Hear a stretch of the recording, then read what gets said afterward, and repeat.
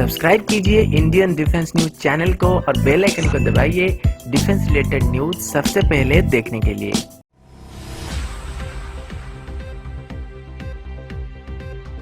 नमस्कार दोस्तों, मैं अंश आप सबका फिर से बहुत बहुत स्वागत करता हूं डिफेंस टॉक के एक नए एपिसोड में, जहां पर हम आप सबके लिए रोज नए नए डिफेंस अपडेट्स लेके आते हैं। तो चलिए देर न करते हुए आज की वीडियो शुरू करते हैं। शाम को मैंने तेजस MK1A और JF-17 ब्लॉक 3 के बीच एक कंपैरिजन वीडियो को पोस्ट किया था, जिसमें एक सवाल आया था कि तेजस के मुकाबले JF-17 कम इंटरनल फ्यूल को कैरी करता है, इसका इंजन भी तेजस के मुकाबले कम थ्रस्ट को जनरेट कर सकता है और JF-17 तेजस के मुकाबले थोड़ा भारी भी है,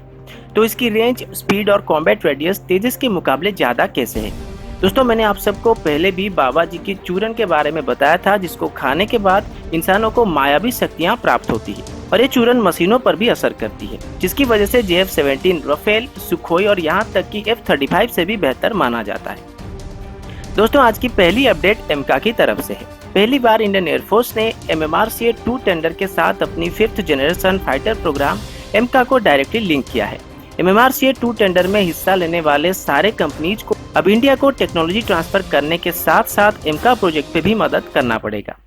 रिसेंटली बोइंग ने F-18 सुपर हॉर्नेट जेट को इंडिया में मैन्युफैक्चर करने के लिए हिंदुस्तान एरोनॉटिक्स लिमिटेड के साथ टाई अप किया है और बोइंग की तरफ से यह भी कहा गया है कि F-18 की मैन्युफैक्चरिंग फैसिलिटी में एमका को भी मैन्युफैक्चर किया जा सकेगा। वहीं पर डसॉल्ट एविएशन की तरफ से एमका के लिए इंजन को जॉइंटली डेवलप किया जा रहा है। साथ ही राफेल के सेंसर पैकेज को भी एमका के लिए ऑफर किया गया है।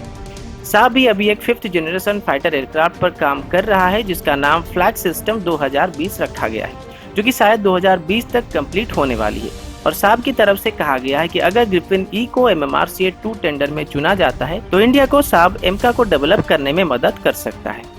टाटा बोइंग एरोस्पेस लिमिटेड अभी बहुत ही जल्द अपाची हेलीकॉप्टर्स की कमर्शियल सप्लाई को शुरू करने वाली है। टाटा बोइंग एरोस्पेस के बीच 2015 में पार्टनरशिप एग्रीमेंट को साइन किया गया था और पिछले महीने ही अपाची हेलीकॉप्टर्स के लिए बनाई गई नई प्लांट को इनागुरेट किया गया था। ये फैसिलिटी हैदराबाद में ओपन किया गया है और इसकी प्रोडक्शन जून से शुरू होने वाली है। ये फैसिलिटी 14,000 स्क्वायर मीटर में फैला हुआ है, जिसमें 350 स्किल्ड वर्कर्स काम करने वाले हैं। प्रोडक्शन शुरू होने के बाद ये फैसिलिटी पूरी दुनिया में अपाची हेलीकॉप्टर के फ्यूजलेज सेक्शन को एक्सपोर्ट करने वाली है।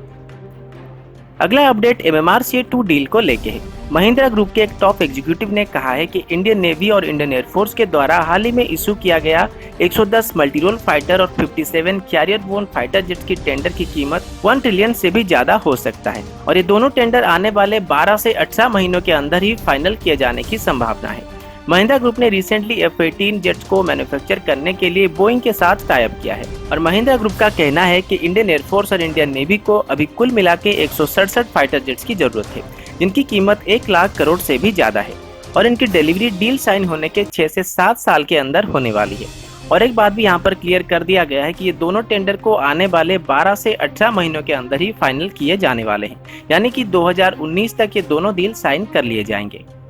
गवर्नमेंट के तरफ से अब पहली बार comprehensive integrated border management system को असम और बांग्लादेश बॉर्डर एरिया में ऑपरेशनल किया गया है। ये एक स्मार्ट फेंस प्रोजेक्ट है, जिसे BSF के द्वारा इंडिया पाकिस्तान और इंडिया बांग्लादेश के बॉर्डर एरिया के संवेदनशील एरिया को कवर करने के लिए इस्तेमाल किया जा रहा है। इन स्मार्ट फेंसेस में वायर के साथ साथ इलेक्ट्रॉनिक सिस्टम का भी इस्तेमाल किया जा रहा है, जो कि बॉर्डर के आसपास होने वाली किसी भी मूवमेंट को डिटेक्ट कर सकता है और ICBMS सिस्टम की मदद से बॉर्डर में पानी के अंदर होने वाली हरकतों पर भी नजर रखा जा सकता है। आतंकवाद के खिलाफ आवाज उठाते हुए कल PM नरेंद्र मोदी जी ने लंदन में एक स्टेटमेंट में कहा है कि 2016 में इंडिया ने पाकिस्तान ऑक्युपाइड कश्मीर में घुस के सर्जिकल स्ट्राइक जैसे ऑपरेशन को अंजाम दिया था और जैसे ही ये ऑपरेशन पूरा हुआ था, मीडिया को बताने से पहले ही इस्लामाबाद को इन्फॉर्म किया गया था। इसी स्टेटमेंट को काउंटर करते हुए पाकिस्तान के foreign office spokesperson Mohammad Faisal ने कहा है कि सर्जिकल स्ट्राइक जैसा कोई भी ऑपरेशन नहीं हुआ था और ये कम्प्लीटली फेक था और बार बार एक ही बात को दुनिया के सामने रखने से झूठ सच नहीं हो जाएगा। और इंडिया खुद पाकिस्तान में टेररिस्ट एक्टिविटी को बढ़ावा दे रहा है और पूरी दुनिया को मालूम है कि पाकिस्तान नहीं बल्कि हिंदुस्तान आतंकवादियों को बढ़ावा दे रहा है और कुलभूषण जाधव इसका सबूत है।